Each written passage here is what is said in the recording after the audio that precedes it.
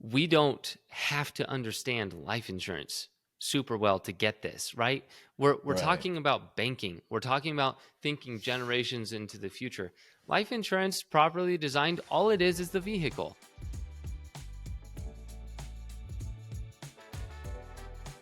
Kyle, good to see you today. You and I were talking just before we started here today, and you said that you were excited about this conversation, and I wanted to ask, what is it about the conversation that most excites you? Yeah, no, thank you. My favorite time when I'm sitting down with clients is hearing how did you learn about the infinite banking concept?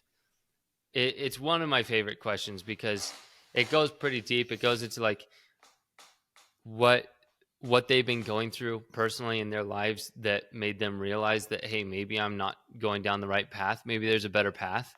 And this section that we're talking about today of becoming your own banker, how the infinite banking concept got started, it's really the origin story for Nelson on how he came to the realization of the power that is now the infinite banking concept.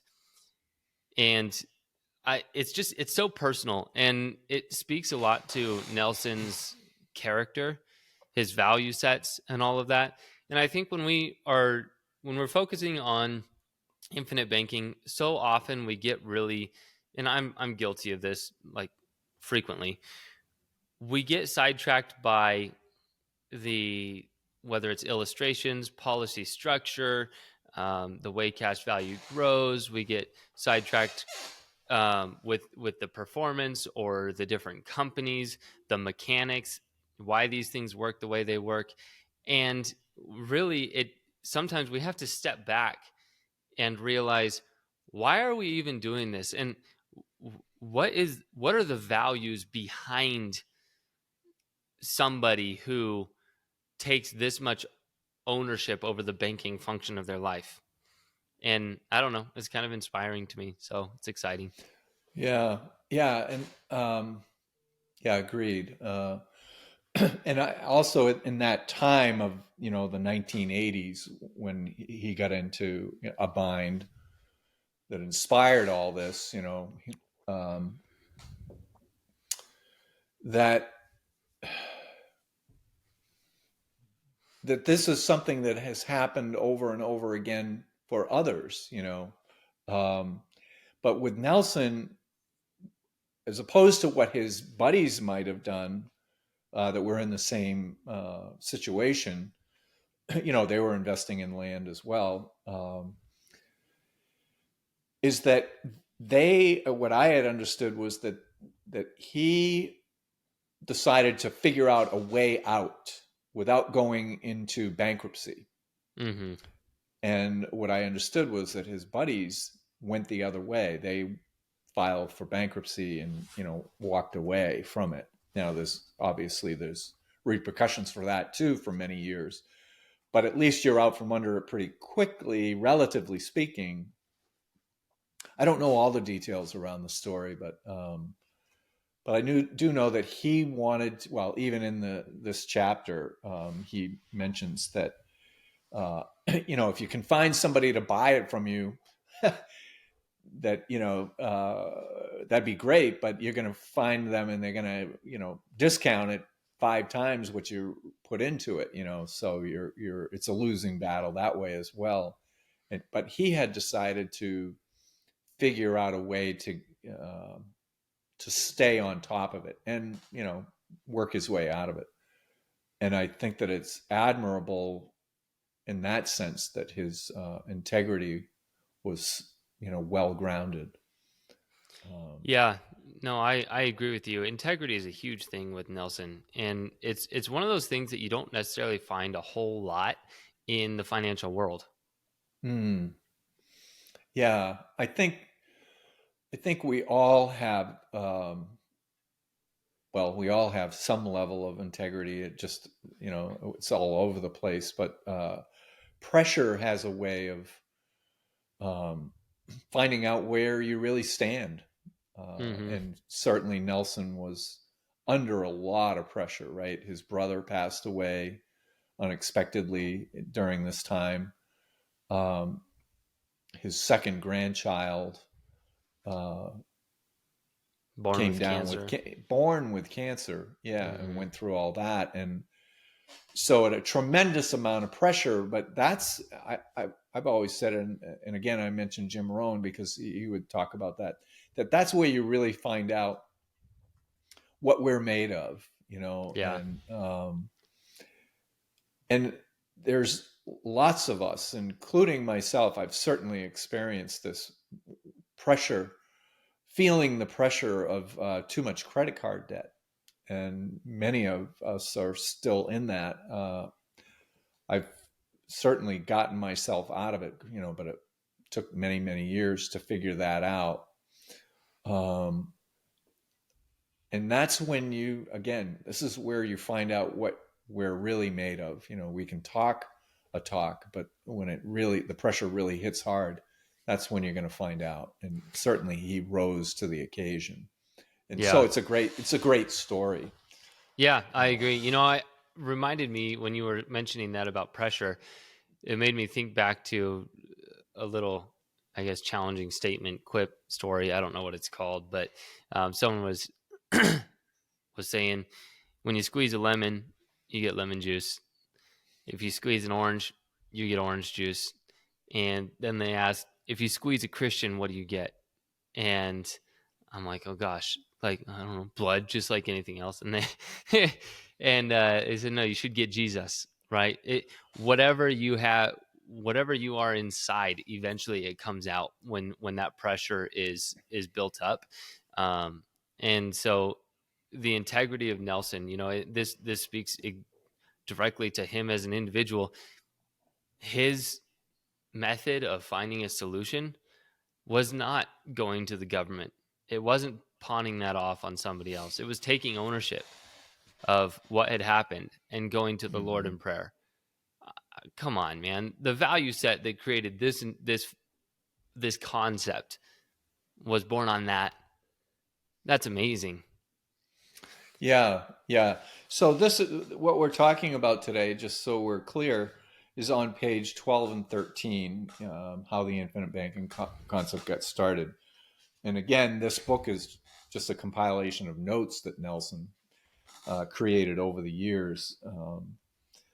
And He, I want to say too that the people that have come to you and I and come to practitioners or insurance folks that understand this concept, and our practitioners as well, possibly.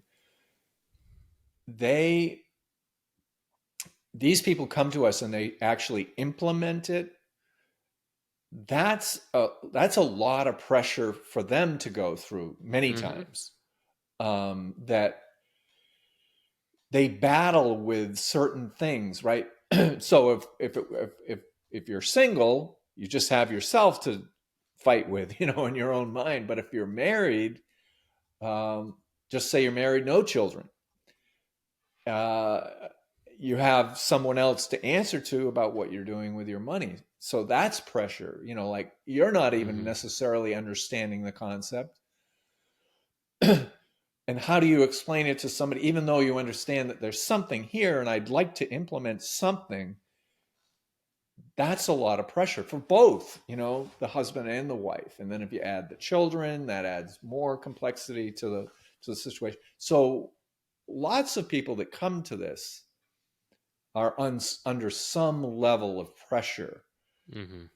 And the most recent client that I had to actually put something in force went back and forth for quite some time, and then finally decided to move forward. And I know that it's not like he understands it 100%, because you and I are even still learning about how to talk about it and understand it, and imagination, Mm-hmm. and all of that. So everybody's under pressure,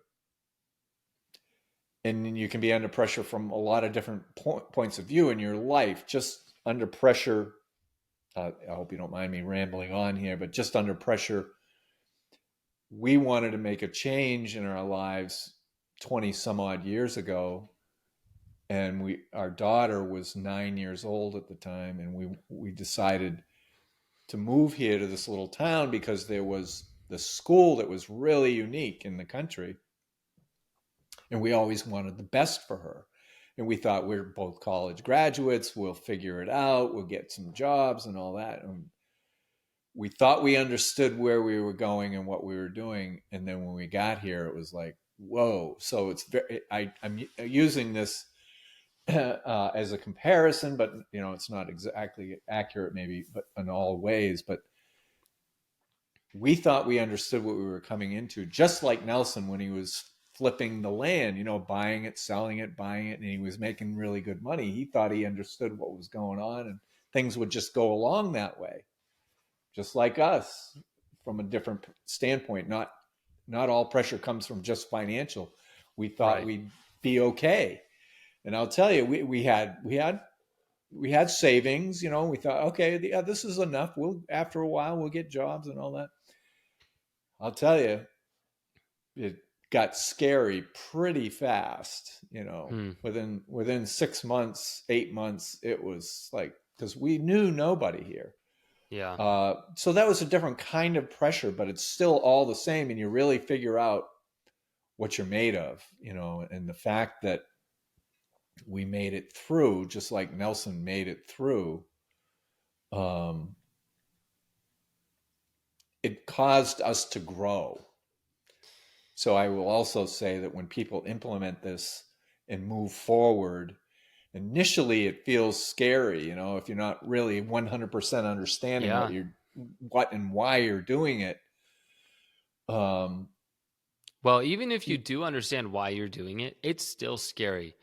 Mm, Whether you're writing a check for 5,000 a month or 50,000 a month or 500 a month, it doesn't matter. Whatever you're doing, it's a decent portion of what you're paying, mm, of your income, I should say, yeah, every single yeah. month. So Hmm.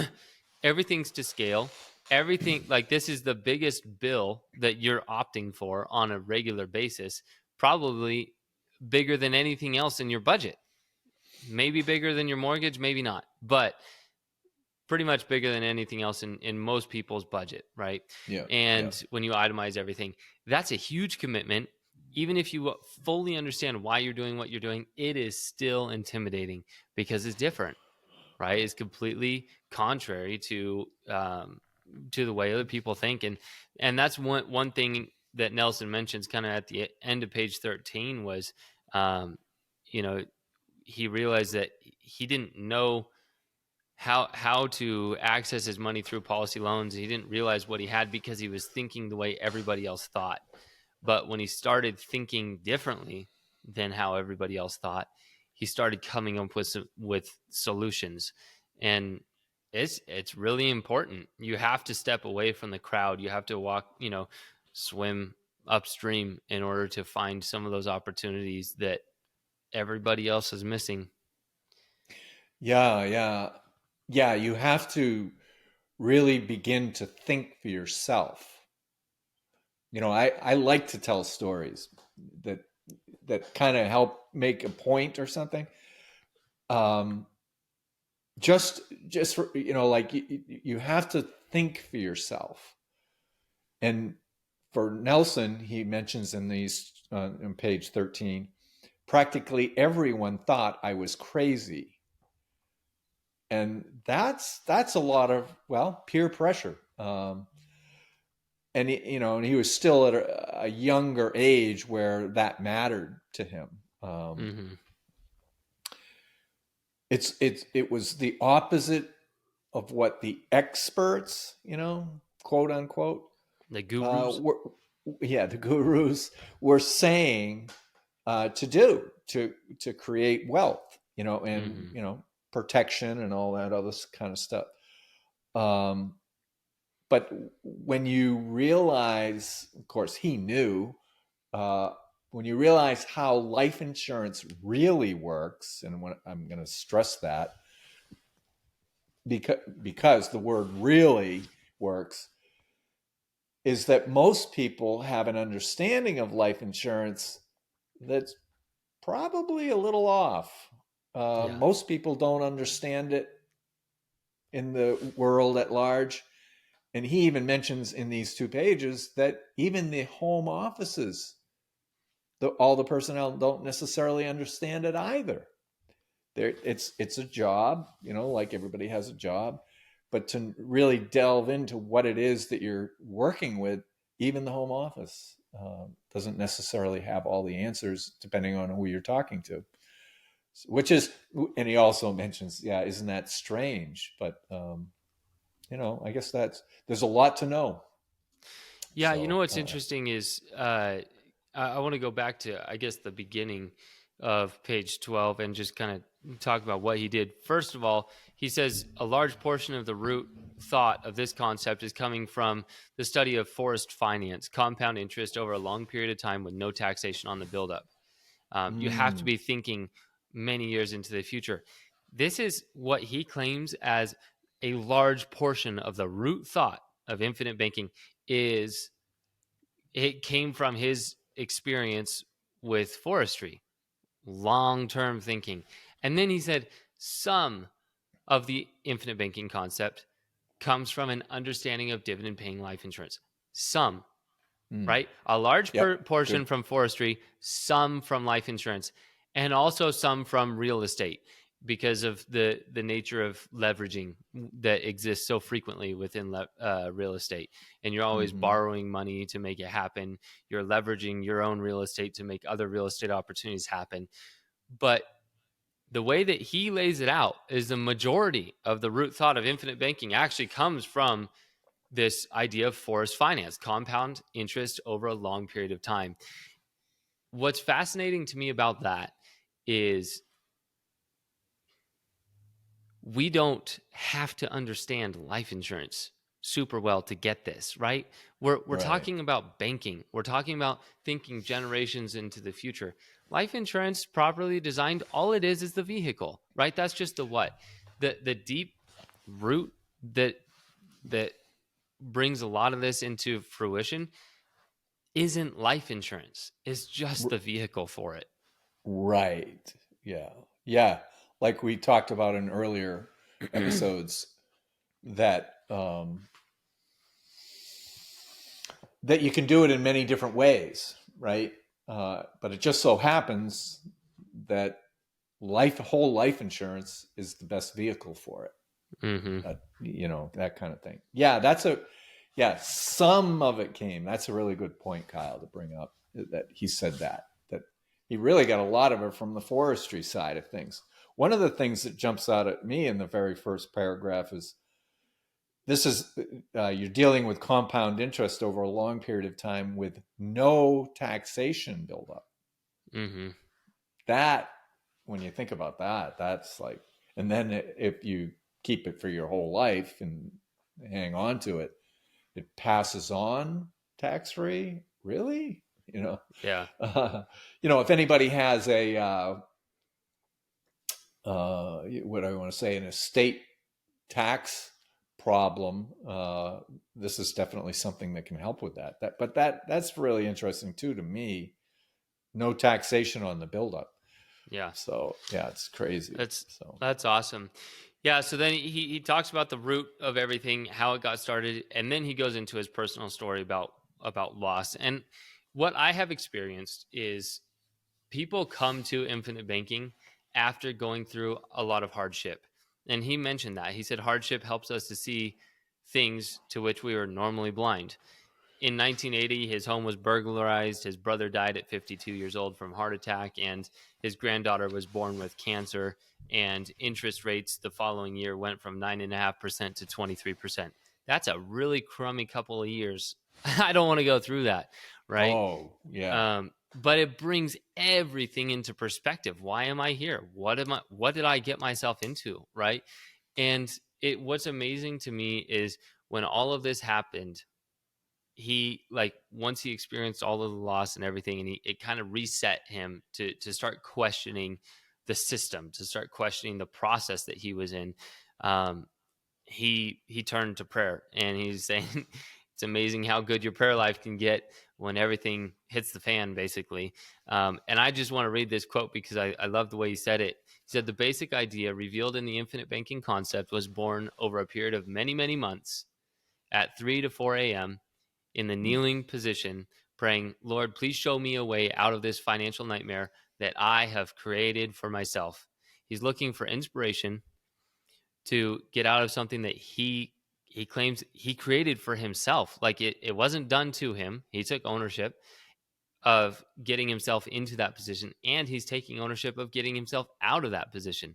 But also a key thing to note is it was many, many months. This isn't something Mm. that you just hear about and it makes sense and you just move on, right?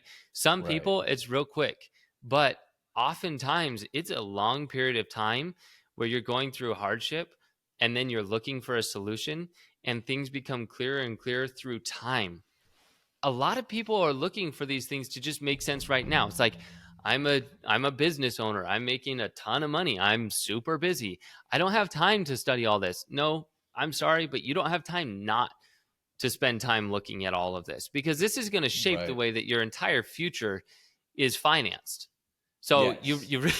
there's no playing around here. You got to you Yeah. got Yeah. to you got to study this and understand it. Not that you have to have a full understanding of life insurance. No, you have to study forest finance. You have to study what it means to have compounding interest over a long period of time. You have to become comfortable with the fact that you're not necessarily going to see returns in month 1, 6, 10, 18. You're not going to see things right away, right? But Right. what you're doing is setting yourself up for long-term success and a beautiful passing of the baton that helps generations for many years to come in ways that you Mm. cannot expect. None of that is clear in the first, hour or the first week or the first even month. It all becomes more clear through time.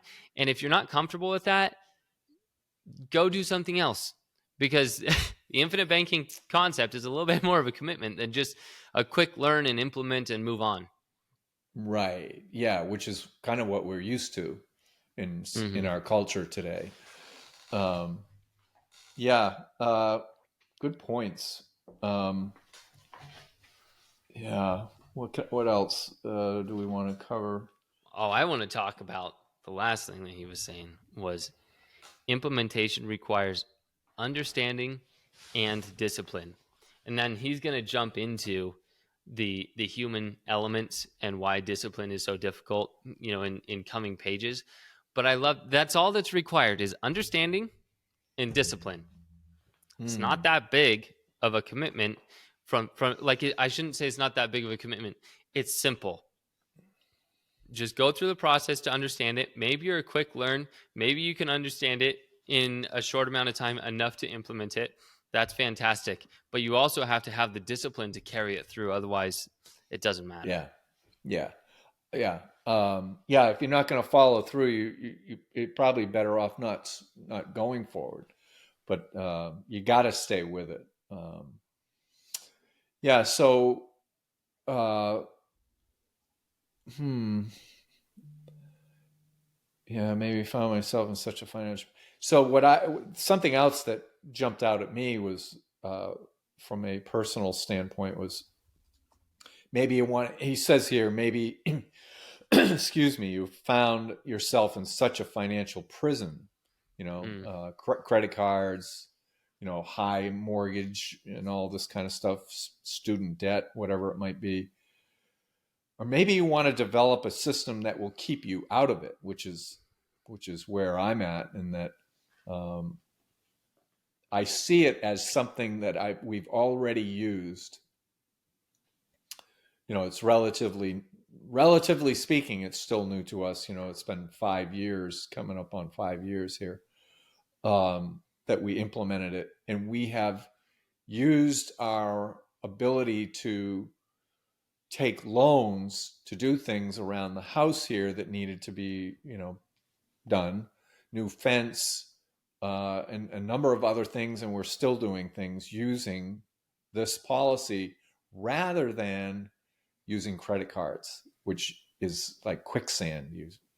quickly can, fall into it and not be able to get out of it.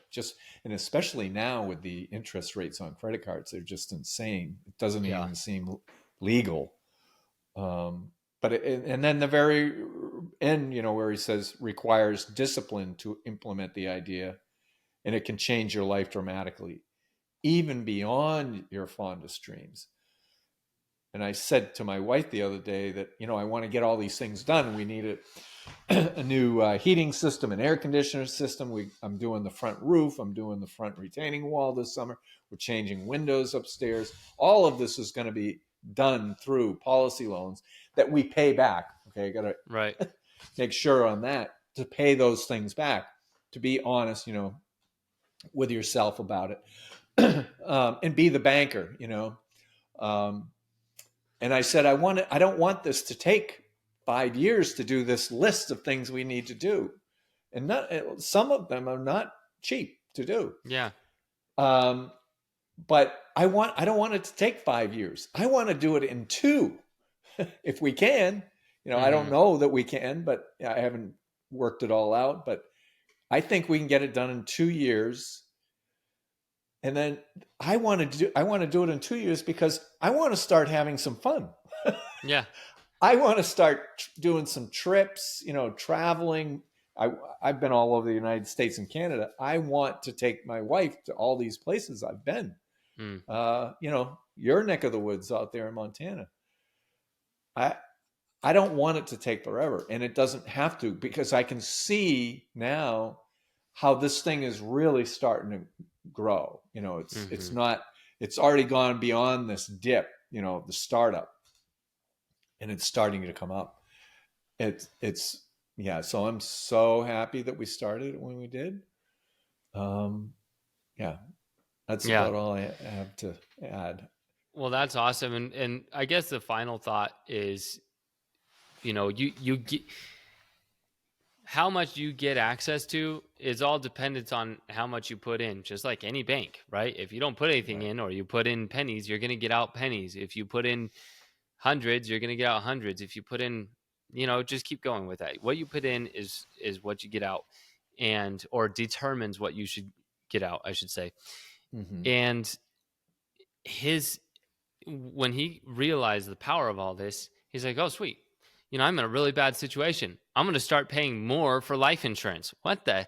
That's insane for that to be the solution for somebody who's really struggling to even make ends meet, like can't make ends meet, can't pay these big bills that are coming up. His solution was, I'm going to pay more into life insurance. That's, Right. that's amazing. Right. And then he started teaching people about this, and he said his income tripled. So, Right. he had this revelation about how to do things. He started teaching people this. It was proving to work and to be profitable and beneficial and everything else. And he started getting an increase in income. It's amazing how many people come in looking for infinite banking to be their um, increase of income.